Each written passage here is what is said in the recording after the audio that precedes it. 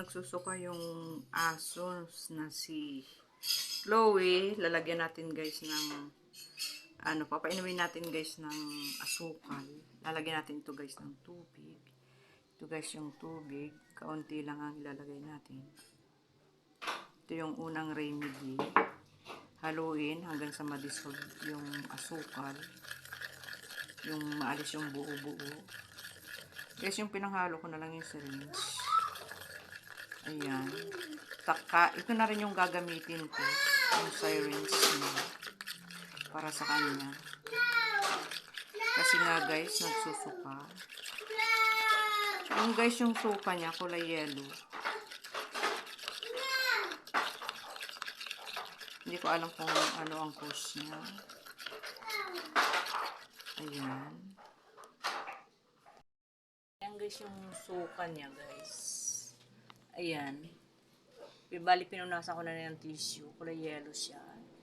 So, papainumin natin siya guys ng asukal na dinisolve ko sa water.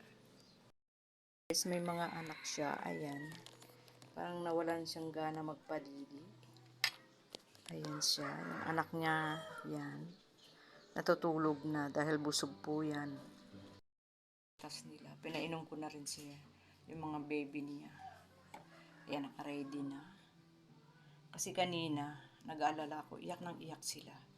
So, gumawa ko ngayon nagtunaw ako ng gatas nila. Ayan, pinadidi ko na. Ngayon siya tulog. Ang suka niya, kulay puti. Ayan guys. Guys, yung ipapainom ko sa kanya, yung asukal na to, na-dissolve na rin. Pwede na siya. Papainom natin dun sa asong nagsusuka. Ayan.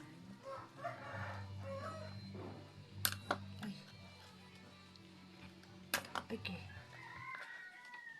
Ayan, painom natin yan guys. Ba yan? Wala kasi guys naghahaw. Ay! Ayan. Ito na guys. Naka-ready na siya. Ayan, papainom na natin guys.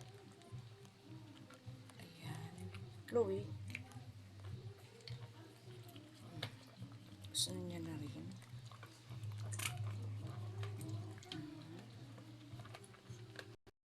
Chloe.